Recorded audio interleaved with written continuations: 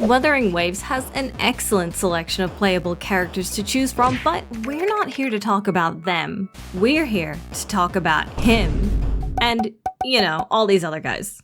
Non-playable characters can really make or break a game, and this goes doubly for open-world games like Wuthering Waves. When it all goes wrong, you get the uncanny NPCs of Final Fantasy VII Remake who, in both quality and design, feel that they were purchased off a stock assets website. Next to regular Joe Schmo over here, Cloud and the gang feel like cosplayers. But when it goes right, you get the expressive and memorable NPCs of Baldur's Gate 3, Octopath Traveler 2, and Breath of the Wild. But are the NPCs of Wuthering Waves actually any good? And more importantly, what's the deal with this guy? In the last moments of Wuthering Waves' second closed beta, I took a closer look at some of the people that fill out the world. And as I did so, a pattern began to emerge. No matter what climate they were in, or what their profession was, or whether they were old or young, people's clothing had shared trends. A cultural fashion, if you will. Common elements included Mandarin collars, knotted buttons, diagonal closures, wave or cloud patterns, and decorative writing. On top of that, there's a wide variety of colored clothing, but certain areas have limited color palettes, either because of a uniform or maybe because of fashion trends or dyes available to that region. These ornamental elements may not serve a practical purpose, but what I love about this is the people all look like they belong to the same universe. Many games take care that their NPCs will fit their setting, but when it doesn't, the effect is jarring. That's why, to me, the most basic requirement of any NPC is to look good next to the main characters. So, do you think these guys pass the Rover test? If you look closely at the playable cast, you'll notice a lot of the features I mentioned are present in their designs as well. The colors, the knotted buttons, the patterns, the decorative writing, and so on. Owing to their art style, thoughtful clothing choices, and cohesion with the main cast, every person you see distinctly and uniquely belongs to Wuthering Waves. On top of that, despite there being a lot of people, there's a surprising amount of variation in the combination of features. You'll find child, young adult, old, and very old characters of all genders, and quite a few faces and hair variations throughout. And here's a big one. There also seems to be a lot of effort put into making sure the same NPC isn't repeated too often within one space. They don't just fill out the world though. NPCs tell you something about it. Depending on where you go, you'll see the culture of that area reflected in the background characters who inhabit it. In Jinzhou, a giant city that serves as the main hub, you can find people dressed in a relatively modern and casual way, but not too modern.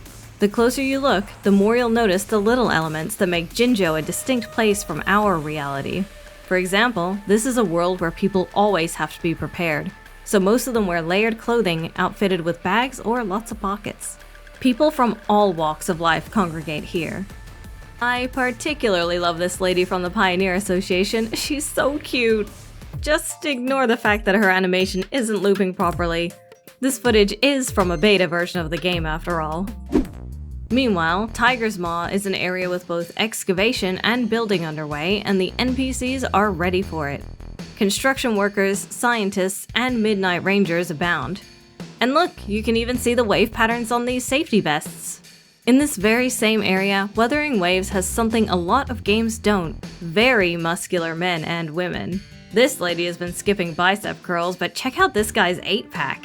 It's nice to see some evidence that the women and men work just as hard as each other, even when it comes to back-breaking physical labor. In fact, men and women are both highly represented across the world of Wuthering Waves.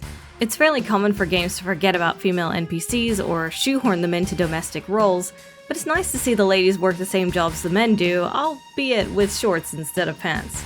Punishing Grey Raven, Kuro's other game, didn't even add generic female foot soldiers until a few years in, and it feels great to see Wuthering Waves start out on the right foot. Scientists and Midnight Rangers are common in Outposts as they try to expand into enemy territory and learn about the world. If you look closely, you'll see the Huanglong logo on their uniforms. And while we're on the topic, NPCs will react if you bump into them. I love it when games do this, so naturally I harassed these poor scientists in Huashu Academy as soon as I realized I could. If you see one of these panda-themed outfits, you can be sure you found Huanglong's equivalent of Amazon delivery people. They use vehicles sometimes, but you'll often find them roaming around on foot, prepared to face any situation they may encounter, knowing there could be danger around every corner. So, just like trying to deliver an Amazon package if the state my boxes arrive in are anything to go by. These are hard-working delivery men and women who take their job very seriously. You never know where you might find them trying to deliver something, and sometimes you'll even need to step in and save them. I like that the ones on the move have these big boxes and are geared for travel, while the manager wears a variant of the uniform but clearly spends most of his time pushing papers. Please appreciate the paw print logo on his name tag. While you're off exploring, you might come across some NPCs going about their own business or standing in strange places. If you're curious enough, you can hear them out and learn their stories. They make the world feel alive and remind you that they have to try to live in this scary place too. And of course, they wouldn't be proper NPCs if they didn't dish out a hefty amount of side quests. Pushed out of regular society for one reason or another, the exiles aren't just generic enemies. There will be plenty of times where you'll be able to talk and work with them as well. Marked by their gas masks and glowing eyes, these bandits give you a taste of the world's underlying darkness. Try observing their behavior before you engage them in battle. You might be surprised by all the activities they get up to. Exiles commonly have small settlements in the wilderness, adding yet another element of danger to the perilous region of Huanglong. But some NPCs are just a little more important than the rest, and those have extra care put into their designs. Shopkeepers and anyone you need to visit on a regular basis tend to be totally unique in their character design. The first you'll meet is Machi, your go-to contact at the Pioneer Association. Her outfit is a fun riff off the regular Pioneer uniform, but less practical to suit her secretarial vibe. The dress part is held up with a belt and some prayers. Weapons and relevant materials can be purchased from Uncle Wei, who can be seen wearing way too many belts, which, coincidentally, also seems to be a fashion trend in Huanglong. A cool detail is that his hands are actually a little scuffed from all the work he has to do. Panhua is a chef, and you can buy recipes from her. The disheveled apron and tired-looking eyes suggest she might be a little overworked, but she's kind all the same. It's nice to see that she doesn't look out of place next to Dan Jin here. Chen Pi will take any caskets you collect off your hands and feed them to his little bouncy robot. Gan Shui will give you rare items in exchange for a limited resource, and that's because she works for the Pioneer Association. Coco manages the pharmacy, and you can purchase plenty of useful medicinal ingredients from her. The symbol of Huanglong is on her apron and her hat. And then there's Yan. Yes, we finally made it to him. The internet went absolutely nuts for this guy, and it's not difficult to see why. Befitting of someone who looks as battle-hardened as he does, Yan's job is to train Midnight Rangers and you, so he allows you to farm for materials to level up your resonators, echoes, and so on. You know he's cool because he has this awesome jacket slung over his shoulders. This seatbelt here might be the only thing keeping his massive pecs from bursting out. He's also way shorter than you think he should be. Once again, something all these characters have in common are the marks of Huanglong's fashion trends. The icing on the cake are the little furry friends you can find dotted around the city and throughout the land.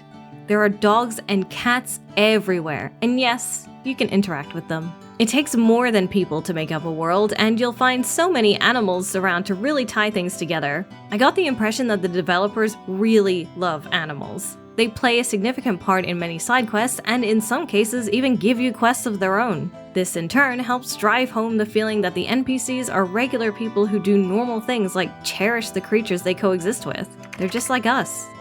With how promising the NPCs are so far, I'm really looking forward to exploring more areas and talking to more of them. The world is already big, but there's room to grow. I'm especially hoping to see more racial diversity and cultures added in, and with it, perhaps more visitors in main hubs like Jinzhou.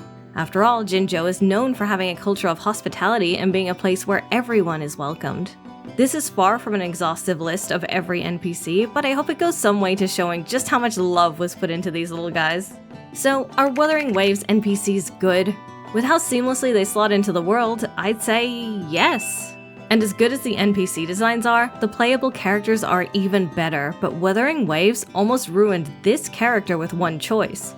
Find out how in this video. The internet might be Team Yan, but I'm Team Gan Shui. I just need everyone to know that.